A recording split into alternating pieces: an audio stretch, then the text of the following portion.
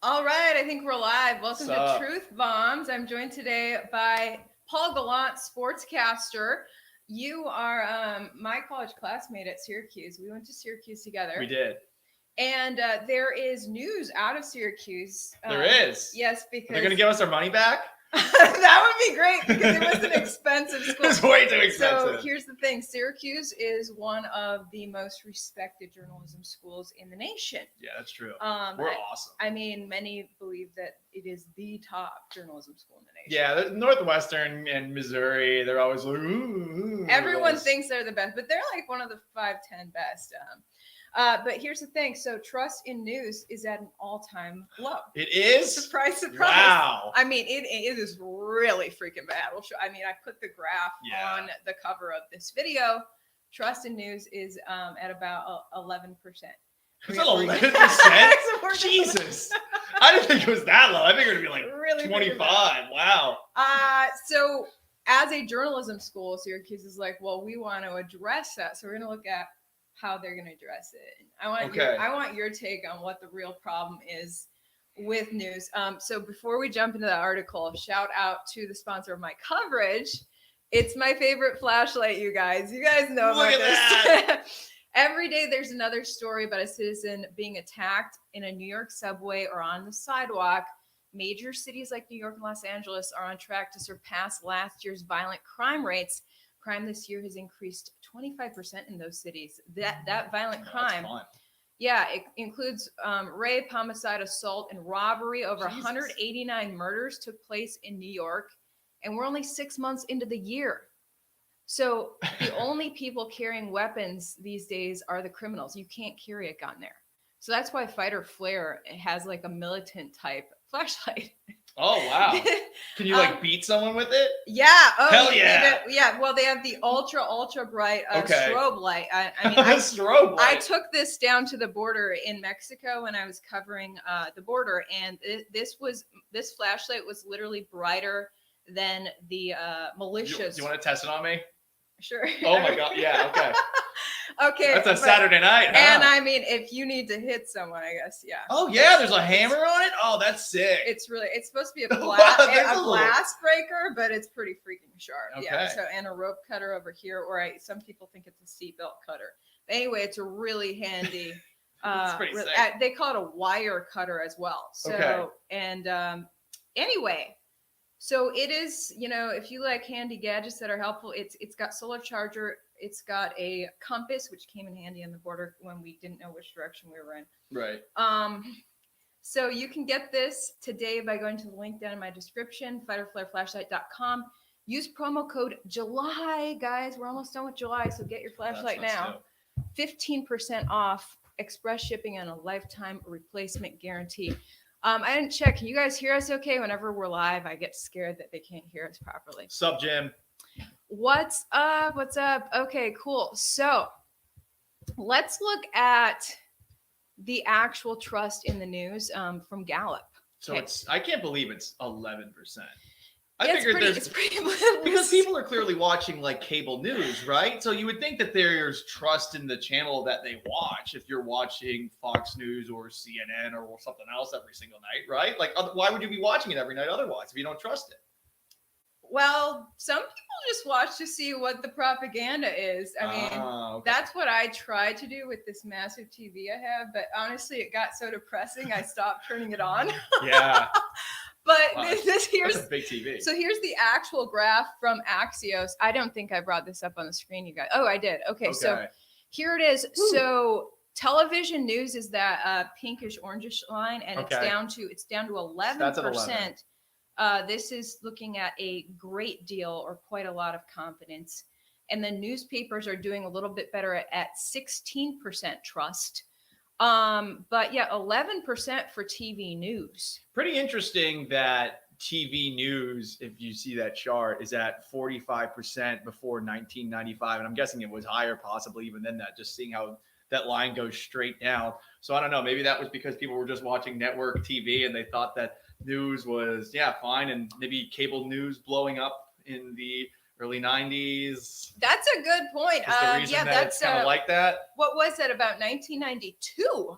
that it just plummeted. Isn't that when Bush Sr., what didn't he say? He made a huge lie to his constituents. No new taxes, yes. Right? Read my lips. If I'm not mistaken. Yes, exactly. And then he violated that. And I wonder if people doing this poll said, okay, the news lied to us that he wasn't gonna raise taxes, and grouped the news in with him. But it's a weird chart for newspapers too, because it goes up and then it goes down and it goes up and it goes down again, and now it's just going down with everything. Because everyone right now, I think after the pandemic, everyone's probably thinking to themselves that whatever's put out there has maybe a little bit of political persuasion behind it these days. And especially when you also factor in that, most people, Ivory, are clicking on a story based off of the little tease that they have, say it's on Twitter or Facebook, before clicking on the story. It's like headline journalism seems to be the easiest way to go about things. And how many people actually click those headlines these days? So you see those headlines out there and you might not even see that in a story it could actually be somewhat trustworthy. Oh, totally. And a lot of headlines seem to be purposely deceptive. I mean, a Reuters fact check of a study of the new needle. I call it the new needle on my show because I can't. YouTube penalizes me every time I talk about what you got in your arm 3 times. I did. By the way, I got COVID twice. Also, right before I was supposed to travel twice too, to Boston of all places. It was like someone was telling me I'm not going to Boston. Oh my God. Yeah. Stuck it in his arm 3 times and he still got ill. Classic. Yeah, I don't know what to say anymore. I mean, the CDC doesn't either, so here's my question. Are you going to get the 4th one or what? No. I mean, the reason, when I was in Seattle and I got it, it was kind of a part of being employed was you had to get it. Oh yeah, and just to have like a social life. You couldn't go into a restaurant if you didn't have it. You had to show your vaccine card, and which was funny because those things didn't fit in your wallet, so you would bring it out. They're huge. It'd be all like crumply, and it'd be like, "Hey, this was a vaccine card at one point," and they would be like, "Okay, fine, we'll let you in." You had to wear your mask when you stood up, but when you were sitting down, you didn't have to wear the mask, which seemed to beat the whole purpose.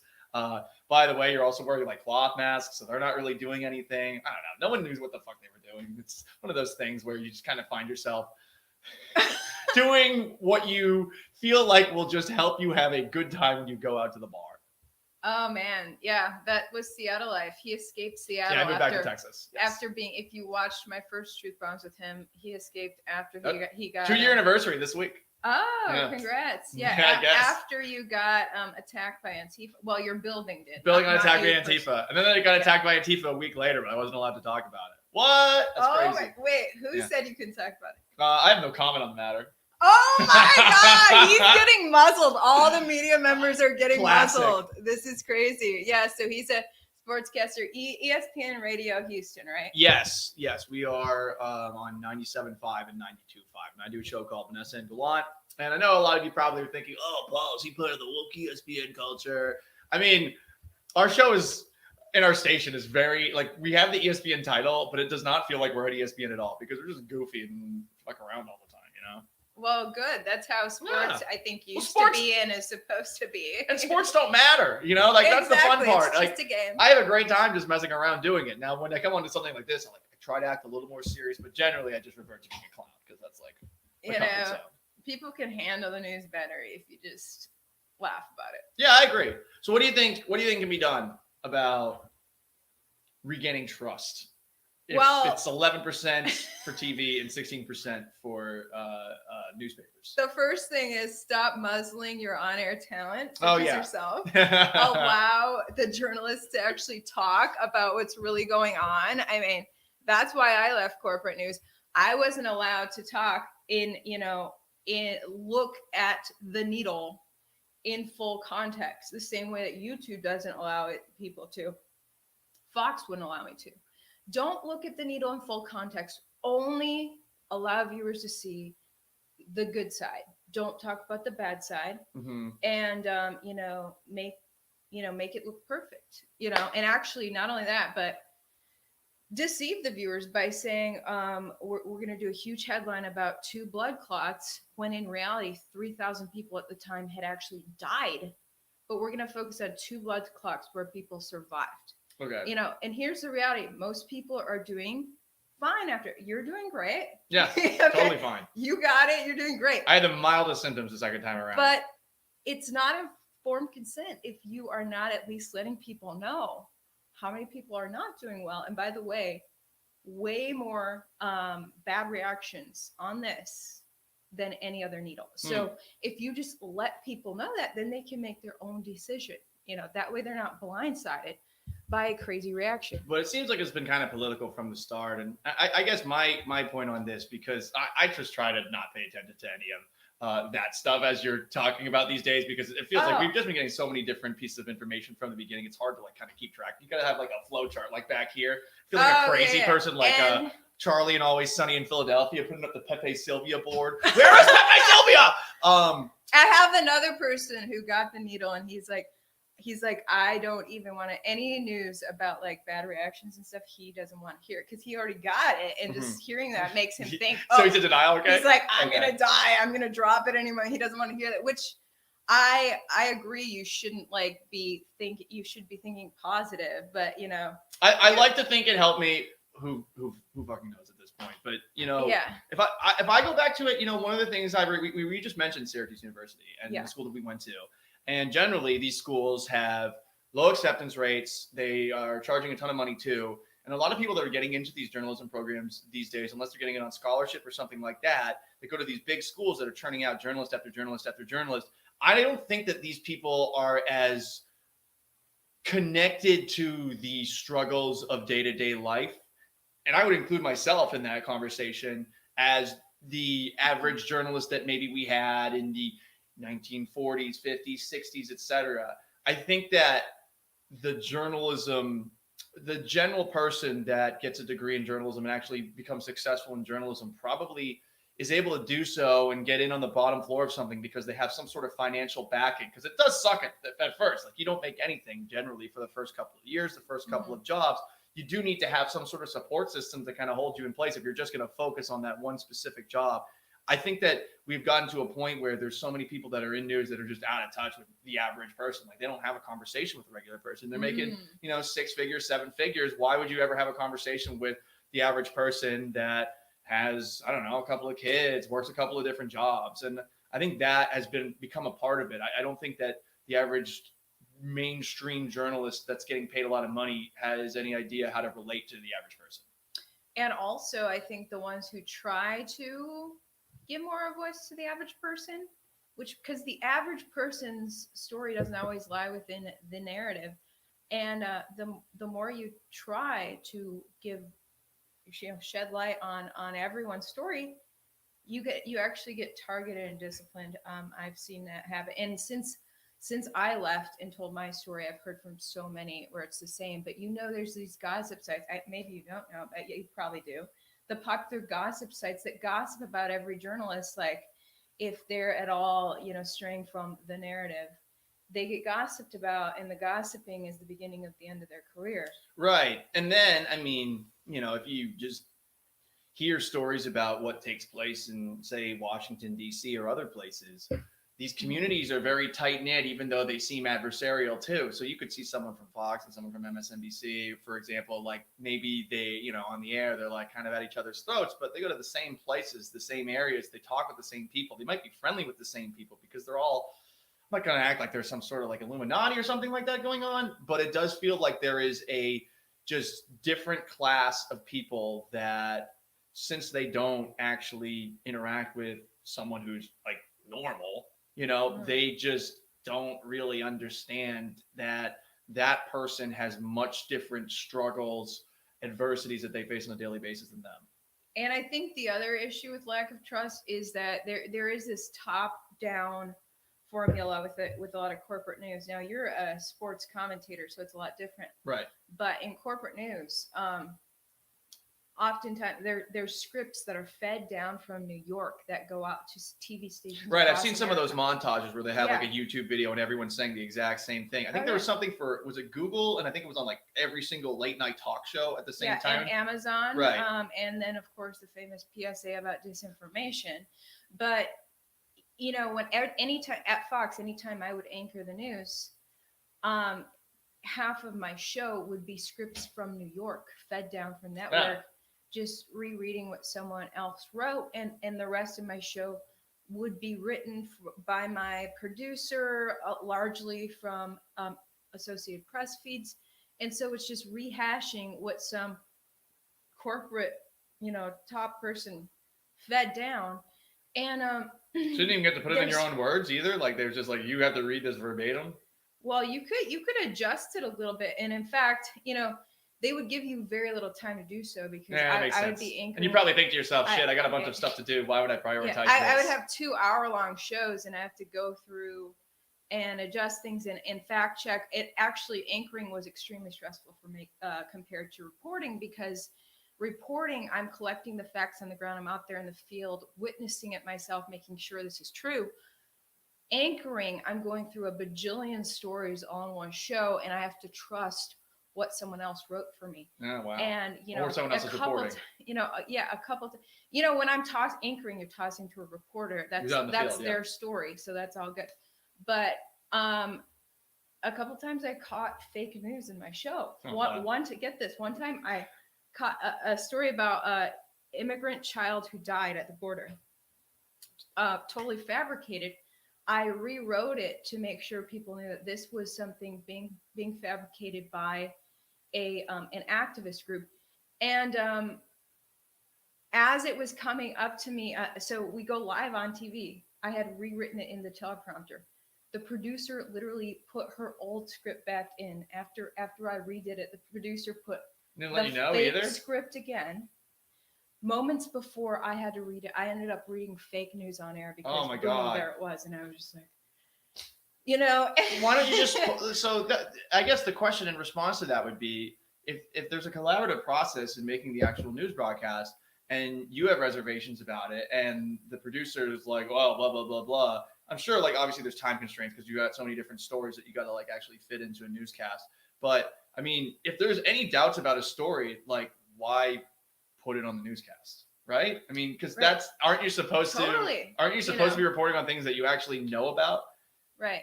Yeah. So actually, and of course, I was a fill-in anchor, and so I would anchor every Christmas while the regular anchors were fun.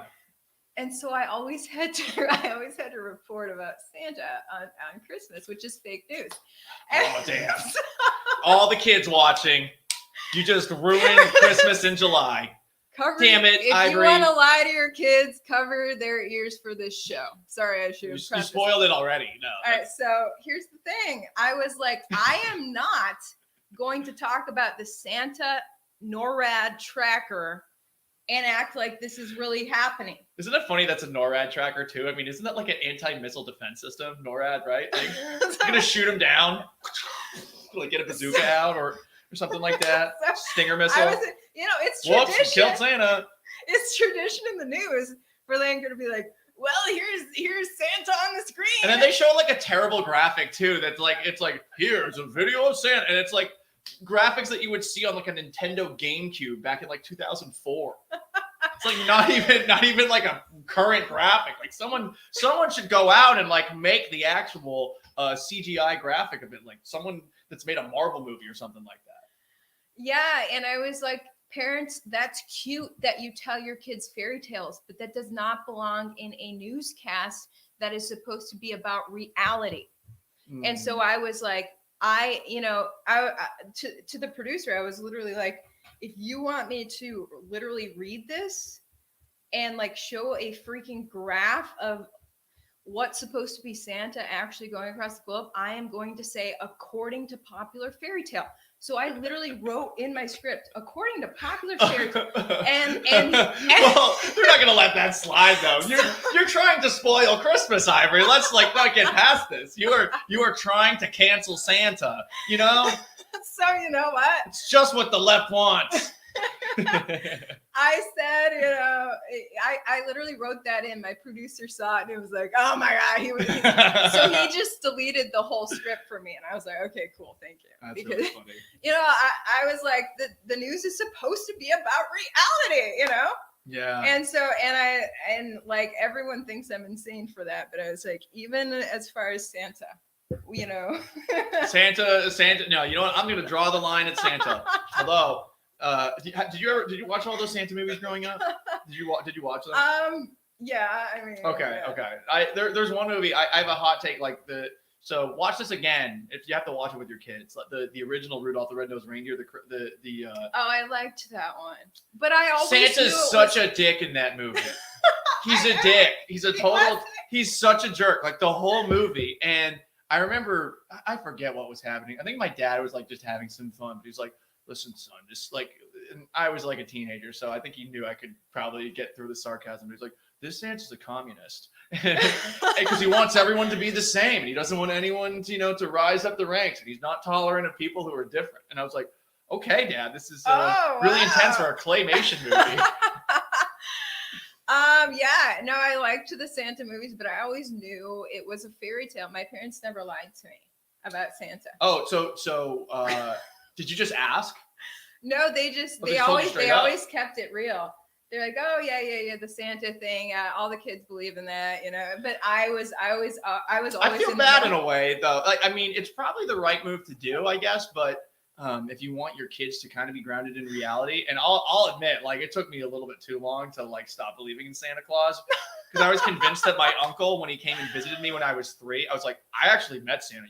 You fucking idiots. Like, I remember people would like come up to me like, Santa's not real. I was like, I met him. And it was like my uncle, and like he looked nothing like Santa. And I like look back at pictures now and I'm like, oh. So it took me a little bit longer than it probably should have. Oh man. So you would think that with the vast majority of American kids believing in a fairy tale, then having their fairy tale shattered and realizing they were lied to, that would cause them to be critical thinkers. Mm-hmm. But sadly, we don't see that.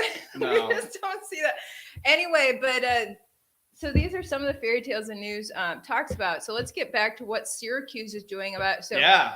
So I wasn't. I know we got on a huge Santa tangent. The Santa tangent is really like the best thing that's ever happened. I was going to show one more thing about this Axios article. It breaks it down by political party.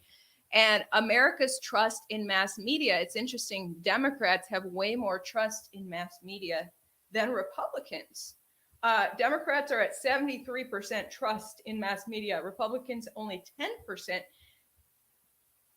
What's your take on that? I mean, I have conversations with friends sometimes, and they tell me assertively that things that they're seeing that do seem to be coming through a left prism, they will tell me that these things are 100% right. And, we both have a news background. Like, I'm not going to act like I've done the amount that you've done, but, we went to college at the same schools. We took the same classes. And also, like, I've done my own little dabbling into news radio in the last couple of years. And honestly, ever since my little chill dog incident, I've been a lot more focused on the news than I ever had been before. And I just generally, I think it's healthy to be skeptical of everything that comes out there. And I don't know how you train the average person to say that, or to feel that the institutions that maybe they've grown up watching are incorrect when there are so many people that will all just kind of spout the same thing based off of what they see. And I'm shocked that that's 73%. I figured it would be closer to like, I don't know, like 50 to 45 or something like that. But then again, I mean, I had a conversation recently with somebody, and I just brought up, like, I mean, all these cable news shows, to me, I'm just like, they're a little bit too far one way or the other. I like a little nuance. I like a little middle ground. But then they like brought up like, oh, well, Rachel Maddow never like says anything wrong. And I was like, okay, I know I look like Rachel Maddow if I had no beard, but I disagree entirely. And I've been reading this book, and I encourage any of you guys to check it out if you'd like to deep dive into journalism. It's called Hate Incorporated by Matt Taibbi, who is a journalist that considers himself independent, but a lot of people like to try to push him into a specific like box. Like he used to be left, but now he's talking differently. Now he's been pushed to the right. He doesn't like to be like kind of associated with either side. But basically, I mean, it just kind of highlights the ways that both parties over the last, both, I guess, massive news stations that we look at have kind of done this game where it's sort of like, for a sportscaster like myself, a lot like what you have with First Take, where people are throwing out hot takes and then there's never really a follow-up to these stories. You'll see a story, juicy headline gets put out there, you see it, you're like, what the fuck, this is ridiculous, and then there's never really a follow-up on it, because the next day there's going to be a nice fresh juicy piece of meat for you to get mad about. And sometimes you'll see with the follow-ups, like, oh, this story wasn't that big of a deal. And I mean, there's countless examples of this. Drive-by media. That's why they call it that. Yeah. So my take is that it is surprising that Democrats trust the news at 73%, but I think it's obviously higher. Trust in the news is higher for Democrats than Republicans because the news is left-leaning. So most journalists Democrats are hearing someone preach to the choir. And they're like, yeah, the news is spot on, because the news is reiterating the Democrat talking points. So I can see why the trust is so much higher. I'd also say that generally people, to go back to what we were talking about, the people that go to these schools, a lot of people that go to these journalism schools, they tend to lean left, and you kind of are encouraged to lean left when you go to these schools because everybody else is. And it's look, I'm not going to dump on people for thinking the same way as people like them when you're in your formative years. I know that one of the reasons that I'm closer to the middle of the road and slightly right of the middle of the road is because of my dad always being so far right, and then having this experience in college where I was constantly kind of like trying to defend things that I grew up believing because of my dad and stuff, and you get a little bit of both. But I think that would explain why as many people do kind of trust it, because I think that there's also a lot of people that go into it, they end up leaning left because they were leaning left to begin with. Yeah, it's still a mystery to me why, throughout the corporate news, in my 9 years in corporate news, no matter what newsroom I was in, the newsroom was left-leaning. Everyone there knew that if you had, behind the scenes, off air, chit-chatting with your coworkers, you never bring up a right-wing idea or represent right-wing. Yeah. You stay, if you think right-wing, you stay in the closet. The place I worked at in Seattle had a news radio station, and it had a conservative talk station. And I found myself very close with one of the guys at the conservative talk station, Jason Rance, for those who don't know. He's regularly on Tucker Carlson. He was the one who gave me actually the opportunity to do news radio. There's another guy by the name of Dory Monson, who I like a lot. And it would be funny because you would hear stories about how the newsroom would get so pissed off because one person would tweet something, and the next thing you know, there would be people shouting at each other. And here we are, like the idiot sports people, just like sort of like eating popcorn and singing in the background as everyone was tearing each other and do what, just because of the differing political opinions they had. Oh my gosh, yeah. Well, I've heard too many stories of like people getting persecuted and then fired if behind the scenes they happen to be right wing. So the left wing, everyone at least pretends to be left wing. Yeah. And my last newsroom, that was the case. One of my coworkers talked about, oh, I just got out of a meeting with the boss. She thinks I'm a huge Biden fan. This is great, because that was job security for him. Oh my God, really? Yeah. Because you're a fan of a politician? Yeah, because you're somehow proving that you're, a leftist, and the newsrooms want leftists, and it's a mystery as to why. So why would you want a journalist who's a fan of any politician? Like, right? I mean, isn't the whole point of a journalist to kind of be like, hey, I am the check on you in case you get up to any bullshit. Exactly. That's right or left. That's what our job is. It's like the fourth estate. Right. Instead of like just reading the talking points that they give us. I'm sure there was always some iteration of that back in the day. I've been reading this book about Alan Foster Dulles and the CIA, and I mean, guys in the CIA had their people in the newspapers, and they tell them what to say. Like, that's always happened, but at the same time, the whole Project Mockingbird or whatever. Mm-hmm. I don't know what that is. What was that? I guess that's what it was about. Oh. Having CIA plans in the news. Yeah, probably. I found out about this after I left corporate news, and people who asked me about it were stunned. Wait, the news never taught. Journalism school never taught you about Project Mockingbird. I was like, no, never heard of it. I would just say, yeah, if you want to lose more faith in American institutions than you maybe already have, go read. I'm reading this still now. I'm like 500 pages in. It's called The Devil's Chessboard. It'll. I haven't even gotten up to the part where JFK dies, but I'm close. And there's already a lot of like, oh, dang. Jesus. I think I know what happened here now. Oh my gosh. Yeah. Yeah, I'm waking up to so much since I left the corporate news. I'm like, what's going on? So let's get to the thing with Syracuse. So Syracuse is trying to address the lack of trust in the media as one of the premier journalism schools. Yeah. Pumping out young journalists. They want their new journalists to gain the media, the audience's trust. So they went on CNN to talk about their new project to address this 11% trust, and they shared it on their Instagram here. Okay. It's critically important in our effort that we also renew a trust in journalism. And as we all know, the statistics show that those numbers of people who trust journalists today is incredibly low. And so it's really important that newsrooms today embrace a sense of true accuracy in their reporting and a transparency in the process. And probably most important is building a diverse newsroom so people see others like themselves in the newsroom, in the decision-making process. And that's not just racially or regards to gender or age, but also politically. If we can show that our newsrooms are more diverse in many ways, then I believe we'll get more people to rebuild their trust within journalism itself. All right, Deans Mark Lodato and David Van Slyke, thank you both. We'll be right back. What do you think of that?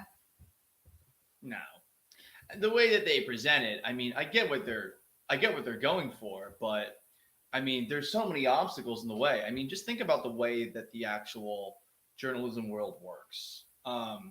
You go from market to market to market to market until you end up in a big one, and you're always looking to go up. You're generally not looking to stay in the small town where you start because you're not making a lot of money. Because guess what? Everyone wants to make money in this industry. And guess what? It doesn't pay that much unless you get up to the very high points of journalism. So you can't have trust if you have somebody that's jumping from market to market and doesn't know shit about the city they're in. And I say this as somebody who went to Seattle.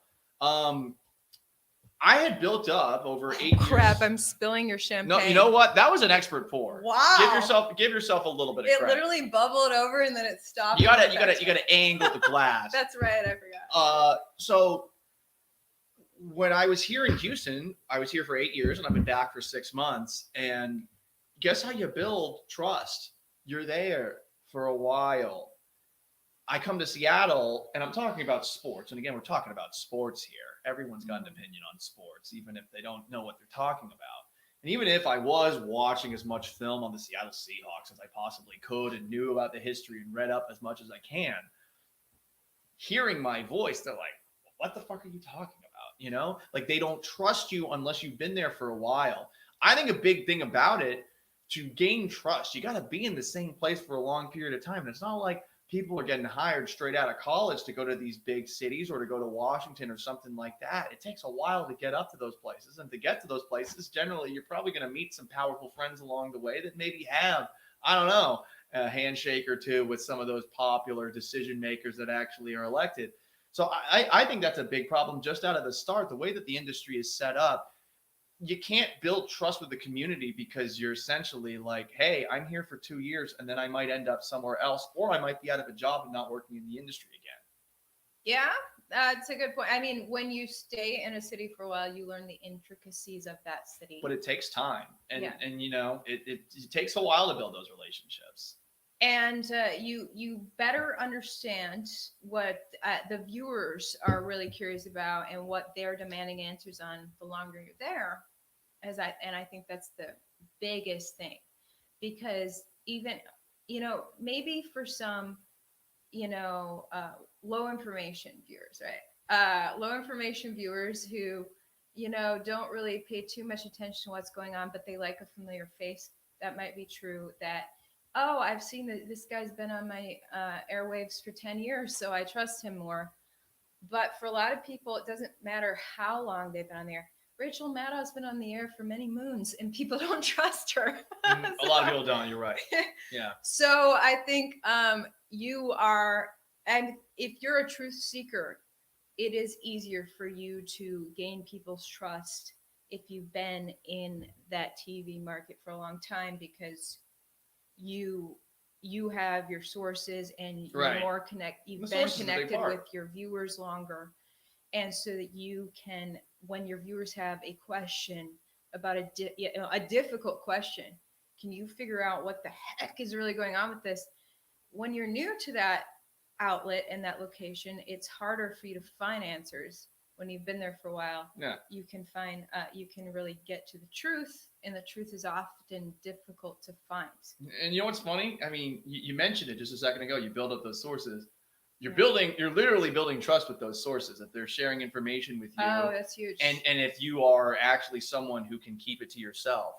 And I mean, let's be honest too, there's a lot of gossipy people in our industry. I know that, I mean, journalism people love to talk about shit that they've heard about that they can't actually talk about on the air amongst themselves. Because they're in the business of sharing information. Yeah. And that's the thing. You're not, as a journalist, you're not supposed to keep information to yourself, if it's newsworthy.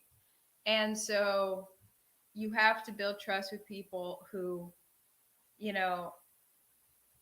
they're aware you're going to spill the beans on this. Yeah. But, sometimes confidential sources can be really key. If they can pass on a document to you, here's this top secret document we're outing because it applies to the viewers. So you have to build trust with those people so that a confidential source knows you're not going to out them. One of the big, pillars of journalism ethics is that when you say off record, you mean off record. Yeah, you have to. Yeah. So. But not everyone does that.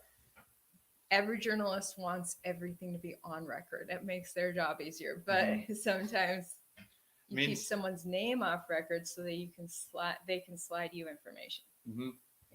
Yeah. Interesting stuff. Well, here's my take on the Syracuse thing. Now, I like what the dean said there about diversity. Okay, he's like, not only racially, I guess, which is a trigger word. That was weird. Like, you're going to build trust by adding different races. Like, so skin color is going to make people believe you.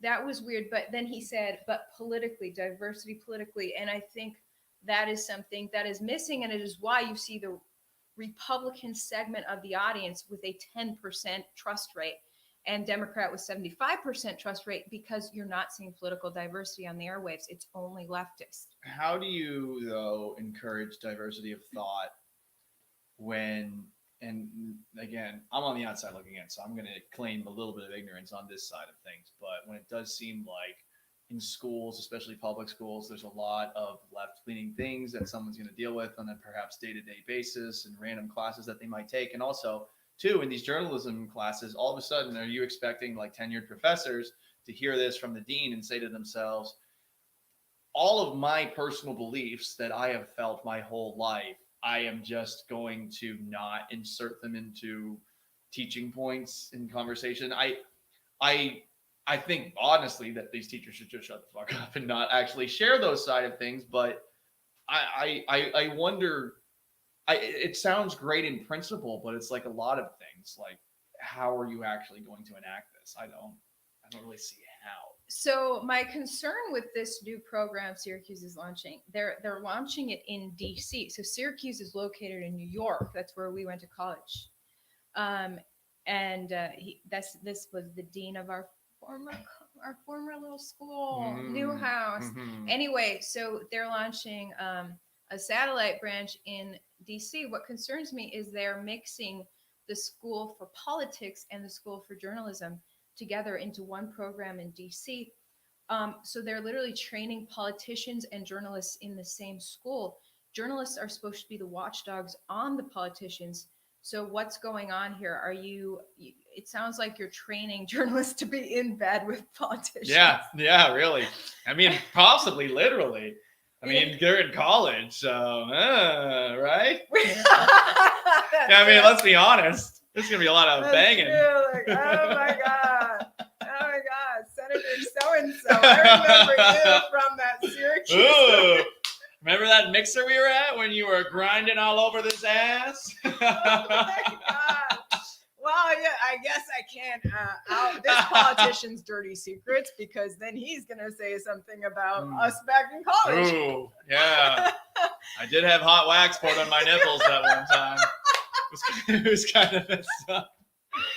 So that's like why journalism is supposed to be the fourth estate, which for people who don't know what that means, there's 3 branches of government, and journalists are the made up 4th branch. Their job is to be watchdog on the 3 branches of government: judicial, legislative, and executive. So when you're in a little DC program studying alongside these politicians, you're being turned into a politician as a journalist. So I'm concerned about that. But beyond that, hopefully the program works out. All you can do is hope. I mean, right? But I mean, I'm reading some of the chat, and I mean, as Natasha points out, journalists are not watchdogs; they are collaborators. I mean, like, there's a lot of people that feel that way. And, for sure. You can't. How do you change someone's mind? Oh, a couple of classes are going to do that. With some kids that are going to be like 22 years old and ending up in like Winchesterton, Fieldsville, Iowa, or something. That's from Mr. Deeds. I don't know if that's actually a real town. But shout out to my Winchesterton, Fieldsville folks watching. By the way, the school for politics at Syracuse is where Joe Biden actually went. I know. Don't remind me. Did you know? Went to Biden's school. Okay, so 2 things. I've had two interactions with, I think I'm going to say it's Biden's security detail. What? So this was, I want to say it was like 2009 or 2008. I forget what year. I think Biden was at like, what? There's that one part in the middle of campus where there's like a food court or something like that. And I was crossing the street. At Syracuse? Yeah. I think he was there once because I remember there was like a security detail. Before he became. And I was when he was vice president, I think. Okay. So I was jaywalking, and then like someone said like, "Sir, you can't walk here." And I was like, "Why?" He's like, "Don't you know who's here?" And I said, "No." And then like the guy was like, "Your vice president's here," and I was like, "Relax." And I just kept on walking. And then another time, that's right. He became VP while we were students there. Yeah. So again, like it was that specific security detail. I was sort of like, okay, relax. And then there was another time where Syracuse was in the Final Four right here in Houston. And all I remember is that we were crossing the street, and all of a sudden, this like cavalcade of black cars comes like out of this like secret tunnel that was underneath NRG Stadium, and they like just blew through a stoplight and like almost hit all of us, and we were like, whoa. And I'm just I've always wondered who that was. I'd like to think it wasn't, but I don't know. Sometimes the small-mindedness in me is like, that was Biden's security detail. Well, I guess I've dealt with his security detail too, because I've covered him a couple times. I didn't think about that, but yeah, I dealt with him in like really like basically just crossing the street versus Biden's security detail. Doesn't always work. So how did I get my position? Yeah, I got a journalism degree at Syracuse, and then I just applied. When you graduate, you have to apply to smaller TV markets, and I landed in Columbia, South Carolina. So I got like a smaller city. I didn't know you started in South Carolina. Yeah. Okay. So smaller city, smaller audience. You make your mistakes there, and then you get that on your resume, and then you build up, and eventually you jump to bigger cities. And so I landed in Houston, working at Fox Owned and Operated. So I was actually working for the Murdochs in Houston. And so, I was on my way to journalism greatness when I burned my bridges last year. But that's how I got that done. That was so funny. I remember I was like visiting in town, and I was like, "Hey, am I gonna get to see you?" And then like, all of a sudden, I got some stuff going on. Yeah, she just said, "I've got some stuff going on," and I remember like it was legitimately the week I was visiting Houston, and all of a sudden, like a bunch of people send me this video of like Ivory, like, "Holy shit, that's Ivory!" And I was like, "Hell yeah, you go!" Because I remember like it was like, I think it was in November. Like I had come back visiting, and you were like, "I'm fucking sick of it." You were just sick of it. Yeah. I remember you were pissed off, and I was like, "Yeah," because they were actually controlling. It was no longer about like before the pandemic. I had job security in that if I collect the facts, and report them, I'm doing my job and I'm not getting fired. Mhm. In the pandemic, it was like, if you collect the wrong facts that we decide we don't like, misinformation, then you're fired. Yeah. No, misinformation is supposed to be like misleading people. When you have the facts, you're not misleading people. But suddenly in the pandemic, it was like, you can have all the facts and you'll still get fired because they're the facts that Fox Corp doesn't like. Mhm. And so it was like no job security. What's going to be the next fact that Fox doesn't like, as I'm out here collecting the facts, So it was like, wait, and this isn't journalism anymore. Right. If the facts get me in trouble as a journalist. So that's what I was pissed off about. Yeah, I don't blame you. And I mean, you want to feel good about your job. And then all of a sudden you're kind of being like told like, well, you're not actually doing journalism for now, but it'll be better and different in the future. Right. Like, were they probably saying like, this is just like a temporary in these unprecedented times. There's uncertainty. They didn't say it was temporary. They were just like, they just said you're in trouble because the CEO's mad and stuff. And I was like, Classic. Oh, that's freaking creepy AF. So I was like, get me out of here. Anyway, so, good luck to Syracuse. I know that Syracuse, I hope their new program goes well. I hope they pump out some truth-seeking journalists who aren't afraid, who aren't compromised by people picking on them, because so many corporate journalists are freaking cowards. They're so freaking concerned about what their colleagues think and what their bosses think that they lose their connection with the truth and the viewers and hunting for facts on the ground. Oh, they find an inconvenient fact. I'm not going to report that because I might get in trouble. So I hope Syracuse pumps up some bold journalists who aren't going to be little cowards. And I hope, and I got a great education there. Literally, I always quote one of the lines from my journalism textbook that I had to read, assigned reading at Syracuse. It said, the primary purpose of journalism is to provide the citizens with the information they need to be free and self-governing. I love that. That's what journalism is for in a free press society. It's about having that direct connection to the individual, making sure that their liberty is preserved, and that, calling out anyone who's trying to encroach on their liberty, shedding light on that, saying, hey, viewer, here's someone who's trying to strip your liberty away. That's what Syracuse taught me to do. That was the primary purpose of journalism. And so I thank Syracuse for that. And it was because of that Syracuse education that I ditched the fake corporate news. So hopefully Syracuse is still teaching that. I don't know. I heard that journalism school textbook I just referenced is out of print now, which is a big bummer. Oh no. But I don't think I read it. You're like, there's no sports in here. Pretty much. Well, that was the funny thing, because a lot of the people that go to Syracuse into the journalism school, they want to go there because they want to do sports broadcasting, and that's why I went. Yeah. I just wanted to do sports broadcasting. I grew up in Boston. I wanted to talk about the Patriots and the Red Sox every single day. And I mean, here's what's funny: is like I haven't talked about either of them either. But then now, it's one of the many things like I think back about, like, what should I pay a little bit more attention in this class and maybe like a little bit more fascinated, as opposed to being so focused on like whether or not Tom Brady is the chosen one.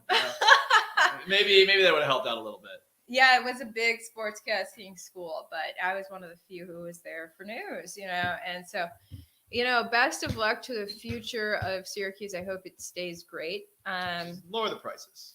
Yeah, way too expensive. We're still buried in debt, but we'll see what happens with that freaking Biden forgiveness program.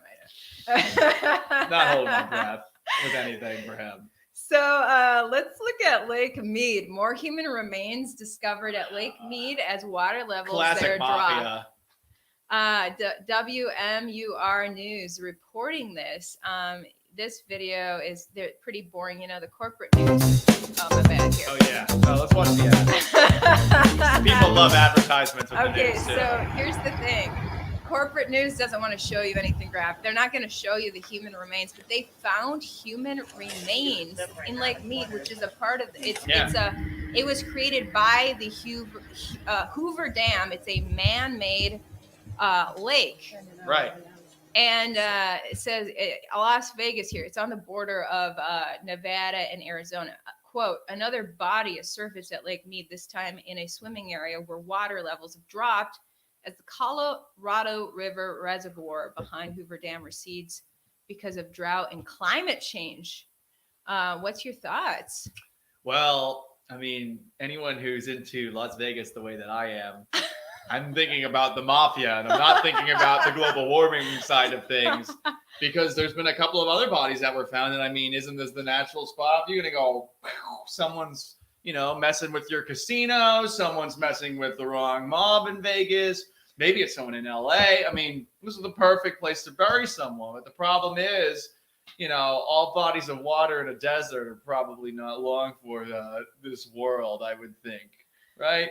Well, I covered Hoover Dam's little explosion that it had last week, and I talked about all of the negative news surrounding that area. There's so many deaths that have happened right there. It's really strange. Oh yeah. Just in constructing the Hoover Dam, a lot of people died in making it.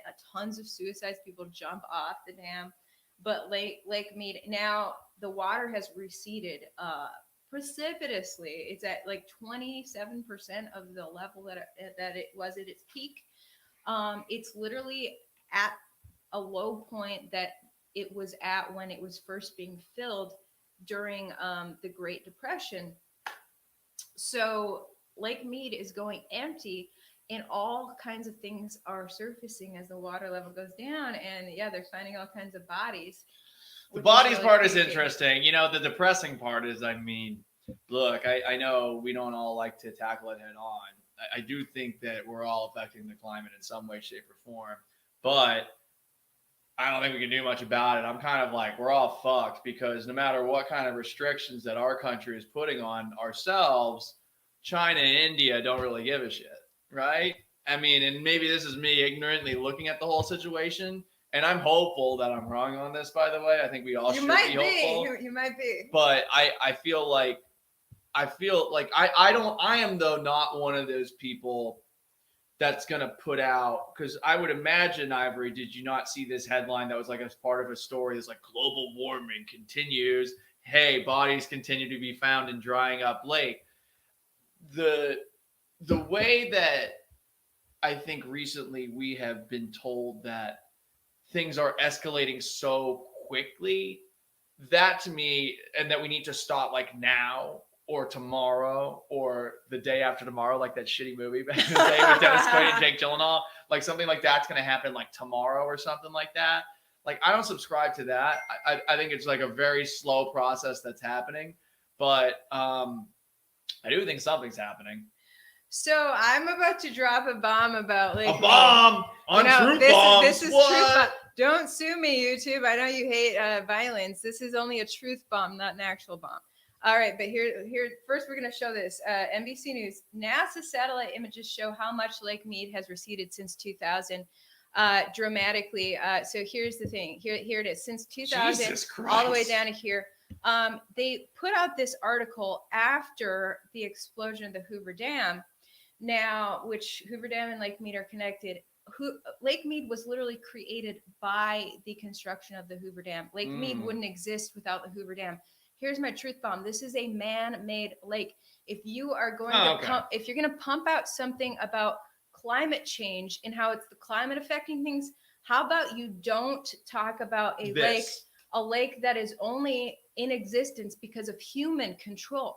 Humans directly regulate the size of that lake. Okay? By how much the dam is actually working. So why would you say, why would you use this lake? Guess what? Because of the bodies, Ivory. Because there's dead bodies that need to be buried. There would be zero lake without human control. So I do not at all trust them saying that, this lake is an example of climate change, because that dam regulates the level of the lake. Yeah, that makes sense. And I'm assuming that was a headline that may or may not have been associated with this most recent story about Lake Mead bodies. Yeah, actually, I think it was the Hoover Dam explosion, then NASA being like, oh yeah, the lake is drying up due to climate change. That's what NASA said. It is due to climate change. And then the bodies are showing up due to climate change. And then, so we're getting this. And here's the thing, like, why focus on a man-made lake? We're not going to trust that. But see, most drive-by viewers don't realize, low information viewers don't realize that, like, this is a man-made lake, that the dam controls the levels of the lake. I would trust news more about a regular lake, but still, here's the thing. I grew up in Lakeland, Wisconsin. That's not the name of the city. It's the fact that everywhere around me, there were lakes. In Wisconsin, where I grew up, there were lakes everywhere. Yeah. And the water levels in those lakes from year to year would go up and down. It's normal for lake water levels to go up and down. Guess what? This year, the lake closest to my home, which if you go to my community tab on this YouTube channel, you will see my most recent community tab post is me at that lake that I grew up at. And because I was just there last week. Mm-hmm. The water levels are actually up a lot at that lake. So a natural lake, its water levels are up. The man-made lake, Lake Mead, that's controlled by humans. It seems like it would be. It's down. So more naturally one that would have a water evaporating / disappearing. Yeah. So I was just like, I was just like, okay, I'm sure, the climate does change every year. But if you are going to say, if you're going to use one lake to prove climate change, why are you using a man-made lake that is controlled by a dam? That's my hot take. I think that's very reasonable. You gotta have like an air horn or something like that when you drop a truth bomb. You gotta go like, and then like dab on people. That's my show contribution. Oh my god, maybe so. Okay, can I hire you for that? You'll be the sure. air horn guy. Yeah, you gotta pay me a lot. My going rate is $100,000 per air horn. All right, we talked so much about Santa Claus, we didn't really get to all these other topics. I know. What are these other topics? So monkeypox. Oh, fun! We are in panic mode with monkeypox, you guys. I wanted to wait. Seriously, this isn't. I thought this was like a joke. Just the way that because people have been bringing it up, especially in the wake of like a pandemic where like hundreds of thousands of people have gotten COVID-19 and hundreds of thousands of people have died. Yeah. This seems like we're kind of looking for disease porn here at this point. For sure. And this is the dashboard for Harris County Public Health, which is where Paul and I live. Yeah. I like to look locally. It's a little bit easier to trust them. So in the city of Houston, 66, they're documenting 66 monkeypox cases so far. In Greater Harris County, it's another 16, a total of 82 cases. And so the Director General of World Health Org has declared an official global emergency at this point. Okay. And if you look at the pandemic in 2020, it kind of started out this way, and then all of a sudden, it really spread. So I can see why people are, oh my gosh, is this going to be like what we had? But in studying monkeypox is not a new illness like the pandemic was. And monkeypox does not spread easily. You have to be in prolonged close contact. I read that. Right. Yeah. It seems like one of these diseases that is not even close to as contagious, spreadable as COVID-19. And yet, here we are. Yeah. Talking about a disease that, right. It's not that many people right now, right? Is it because of the name? Is the name what's making us all freak out? Some people are saying the name is racist because it came out of Africa. And they're calling it what they're calling it. But here's the thing. Cancel whoever came up with the name. Totally. Because it went viral. So literally. Here's the thing.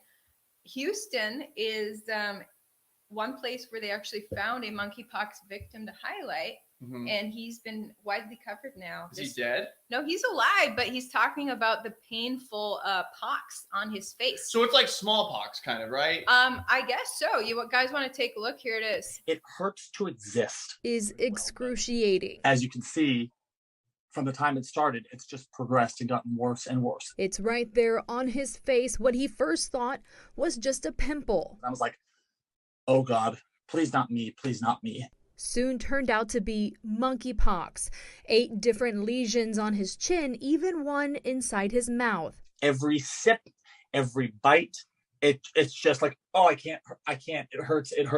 And it's spreading. Now random little lesions are starting to appear on my body. So one on my hand, there's one here, like there on my wrist. Wallace thinks he caught the virus at a bar July 4th weekend. I'm going to say I probably was kissing somebody that had it and didn't know it, just based on where my initial lesions pop up. But says access to the vaccine. There's a huge high-risk population that is just hungry for the vaccine and they don't have access to it. Has been so scarce, his friends are leaving the state to get it. I have friends that are actually buying airline tickets, flying to other cities just to go get the vaccine and then come home. He says along with the pain and the symptoms can come isolation. The thing is, you look at it and it's such an ugly virus. You look at it, you just recoil and you're like, oh, I don't want to be anywhere near that. I knew the stigma that might come with it, but I also know that lots of people are facing that stigma. He has support, but wants others to know they're not alone. Just let them know that they're not some kind of pariah, that they're not dirty. Well, first of all, I commend him for coming forward and telling his story because, for some people, that's embarrassing. Yeah.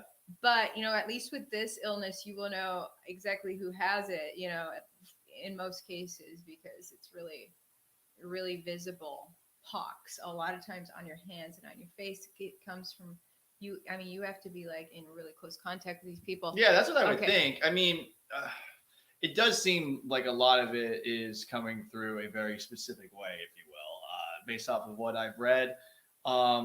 Oh, you mean between gay people? I just mean it seems like it's coming through prolonged sexual contact, right? Like, and I mean, it does seem like that maybe is of the demographics that have been getting it, like the one that's been the most. Honestly, who knows how it spreads?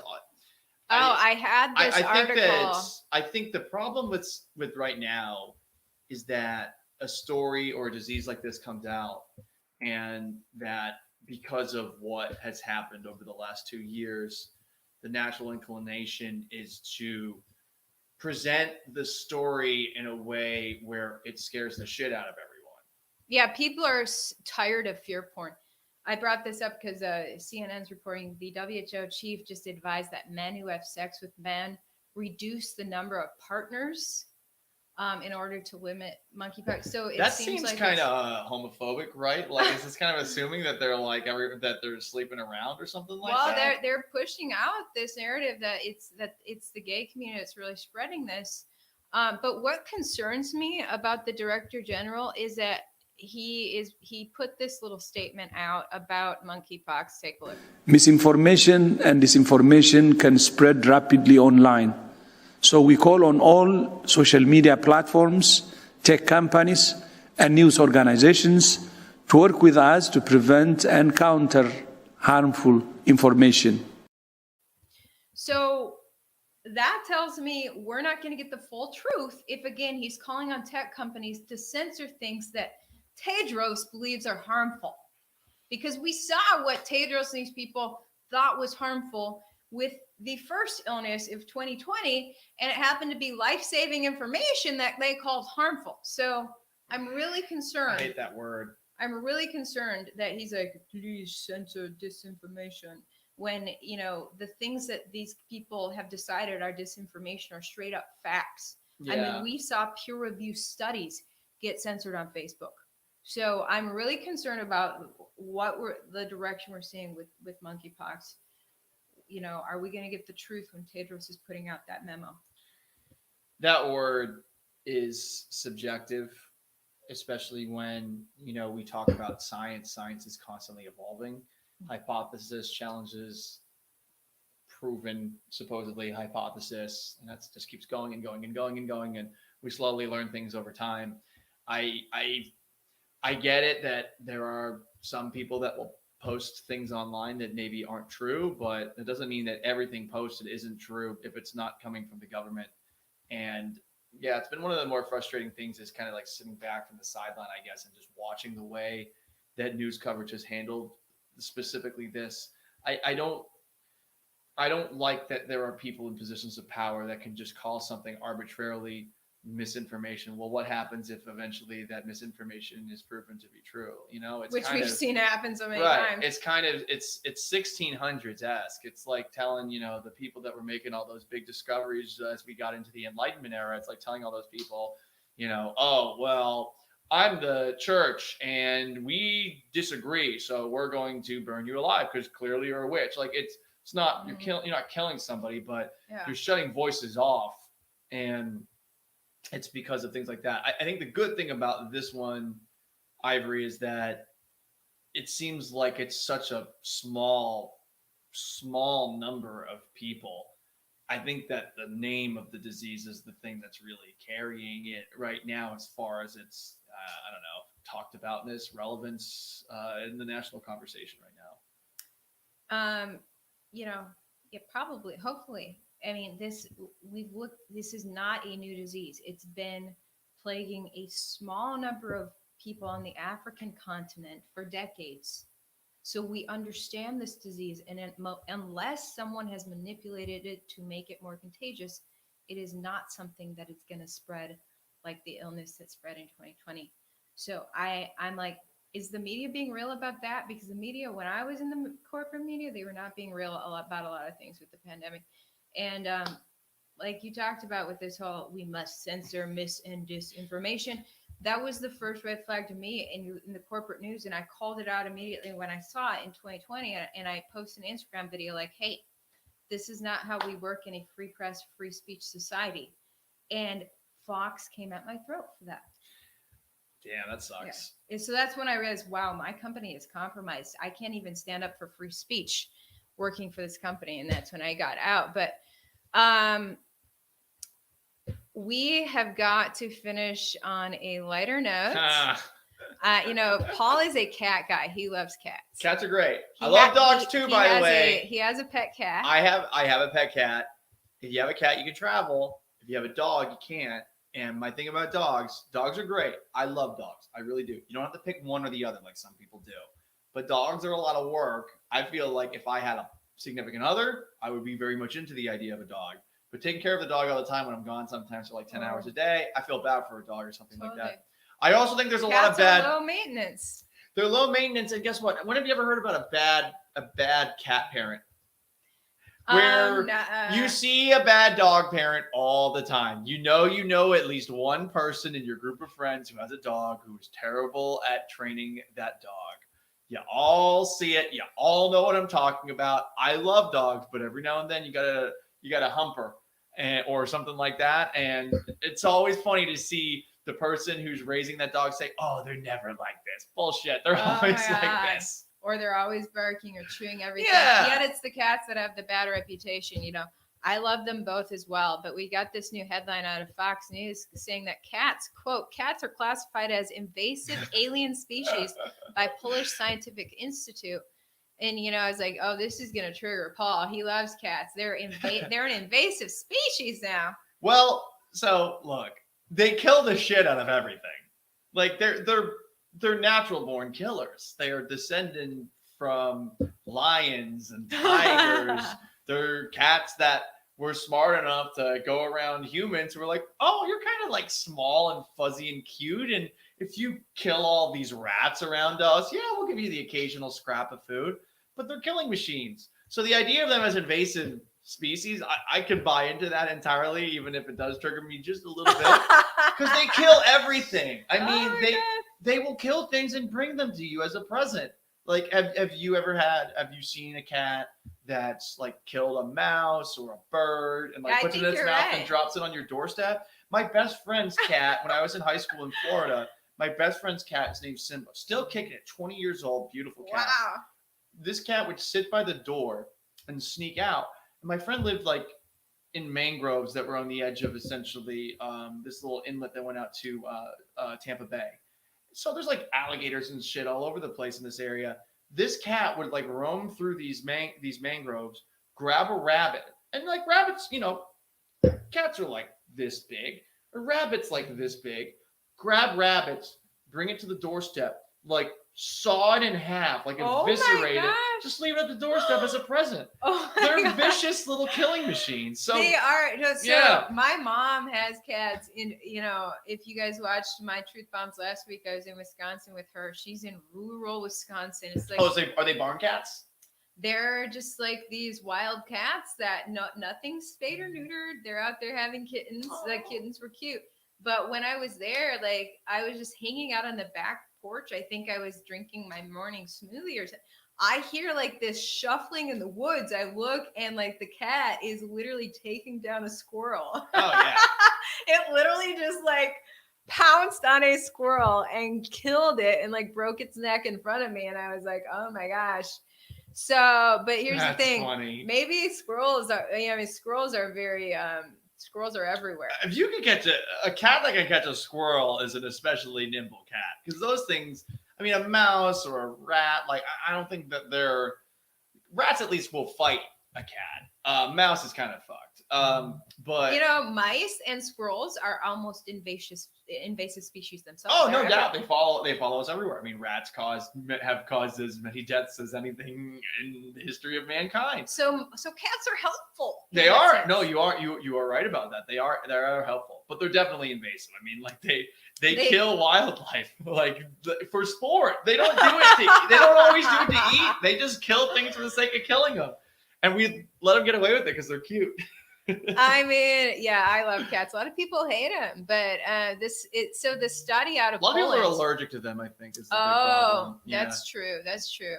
Well, the study in Poland, I'm just assuming Poland, they don't have a lot of cats, and now the cats are here, and they're like, oh my god, the cats are populating. But the study found that cats hunt and kill birds and other wildlife. It says, but cat lovers are responding to the new accusation. What are they responding to? I mean, it's very accurate. Anyone who knows cats knows like they are unbelievably gifted with instincts to help them kill. Like they can see in almost complete darkness. They are fast. They can jump. They can climb. Like they can do all sorts of incredible things considering they're such small little beasts.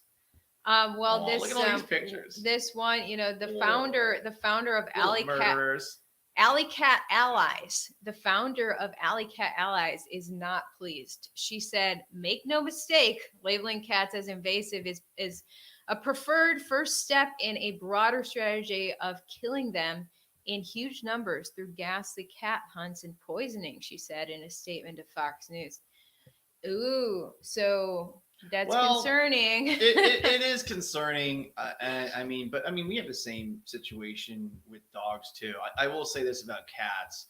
I think a cat can seriously attack a human, but a cat killing a human, like how many times has that actually happened? Maybe eating a dead human, that's happened. But I mean, I saw a story here recently in Houston where there's like a pack of wild dogs that like killed a 60-year-old man. And they were only able to get some of them. They didn't get all of them. And that's horrible. Wow. Yeah, I mean, look, I'm not trying to turn this into a cat versus dog thing here either. all I'm saying is though that like, yeah, cats are an invasive species, but like, who gives a fuck about like birds, squirrels, rats, and mice? Is that an insensitive thing to say?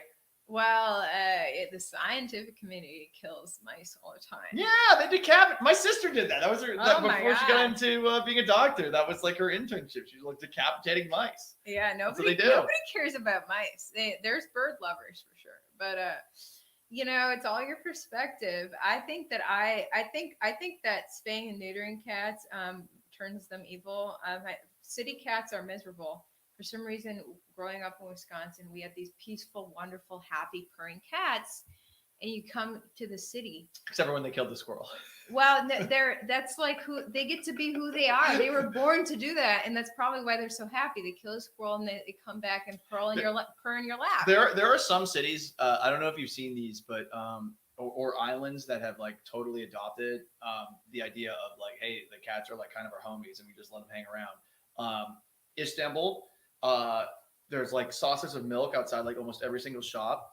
Cats are essentially like super protected there. I think the island of Cyprus. So basically in that like one little area of the world, like cats are like kind of like given exceptionally a high standard of living considering they are wild and living in a city.